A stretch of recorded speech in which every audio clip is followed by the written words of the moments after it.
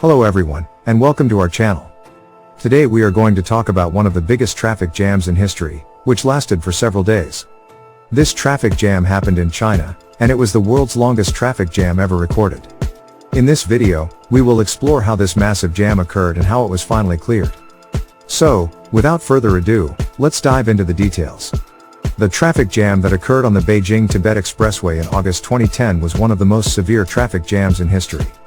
The jam started on August 14, 2010, and lasted for almost 12 days, with some reports indicating that the jam continued for almost a month. The jam stretched over 62 miles, with some vehicles traveling less than a mile in 24 hours.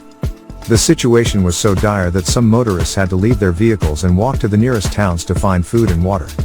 The cause of the jam was attributed to several factors, including the heavy volume of traffic on the highway, poor road conditions, and ongoing road construction work. The Beijing-Tibet Expressway was built to handle a maximum of 10,000 vehicles per day. However, at the time of the traffic jam, it was reported that there were more than 10,000 vehicles stuck on the highway. Additionally, heavy rain and ongoing road construction work caused several sections of the highway to become impassable, further worsening the situation. The Chinese authorities took several measures to manage the traffic jam, including sending in additional personnel and resources to provide food, water, and basic necessities to stranded motorists. The authorities also diverted some of the traffic to alternate routes, which helped ease the congestion on the Beijing-Tibet Expressway. The incident highlighted the need for better infrastructure and transportation planning in China, especially in areas that are experiencing rapid economic growth and urbanization. The traffic jam on the Beijing-Tibet Expressway was a result of a combination of factors, including the narrow road, bad weather, and the increase in the number of trucks carrying goods to Tibet. The stranded motorists were faced with an unprecedented situation that tested their patience and resilience. The traffic jam was caused by a combination of factors, such as road accidents, bad weather, and heavy traffic congestion. As a result, the motorists were trapped in their cars for days, with no way out. The lack of access to basic necessities such as food, water, and restrooms added to their misery. Some of the motorists had packed some supplies, but they soon ran out, leaving them hungry and thirsty. The only option was to rely on the kindness of strangers who lived nearby or fellow motorists who were better prepared. Some locals who heard about the situation provided food and water to the stranded motorists, while others offered shelter in their homes. Sleeping in their cars was not an ideal situation for the stranded motorists. Some of them had to improvise makeshift beds using the seats or blankets, while others had to sleep sitting upright due to the limited space. The lack of proper rest and sleep took a toll on their physical and mental health. The situation was even worse for those who had to walk long distances to find a place to rest.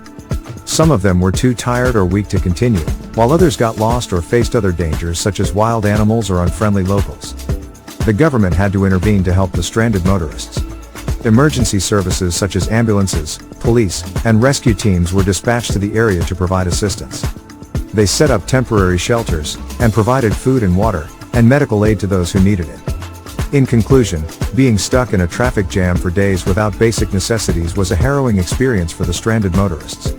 The situation highlighted the importance of being prepared for unforeseen circumstances and the need for government and community support in times of crisis. The government took immediate action to help the stranded motorists. We provided food, water, and basic facilities to the motorists. We also opened up additional lanes on the highway to ease the traffic congestion. In response to the traffic congestion and logistical problems on the expressway, the government implemented a series of long-term measures to prevent such issues from happening again in the future.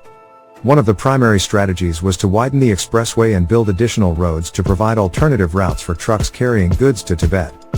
By doing so, the government hoped to reduce the overall volume of traffic on the expressway, which would help alleviate congestion and improve the flow of goods.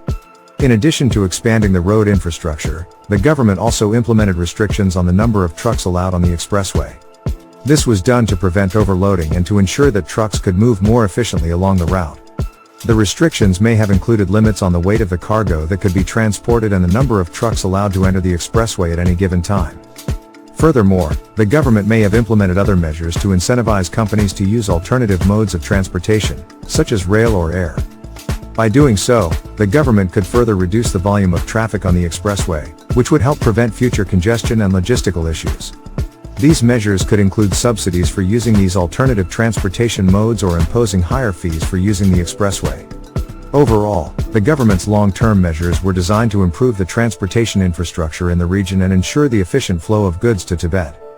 By expanding the road network, implementing restrictions on truck traffic, and incentivizing the use of alternative transportation modes, the government aimed to prevent future traffic jams and ensure the reliable delivery of goods to the region. We took measures to ensure that the expressway could handle a heavy load of traffic. We widened the road and made it more resilient to withstand bad weather conditions. We also implemented traffic control systems to prevent traffic jams from occurring again. Since the implementation of the government's long-term measures, the Beijing-Tibet Expressway has undergone significant improvements and upgrades to become a modern and efficient road that connects Beijing to Tibet. The widening of the expressway and the construction of additional roads have significantly increased the capacity of the road network, allowing it to handle a large number of trucks and cars efficiently. As a result, the chances of a traffic jam occurring on the expressway are significantly lower than before. The government's restrictions on the number of trucks allowed on the expressway have also contributed to reducing the likelihood of traffic jams. By limiting the number of trucks on the road, the government has ensured that the expressway is not overcrowded, which helps to prevent congestion and improve the flow of traffic.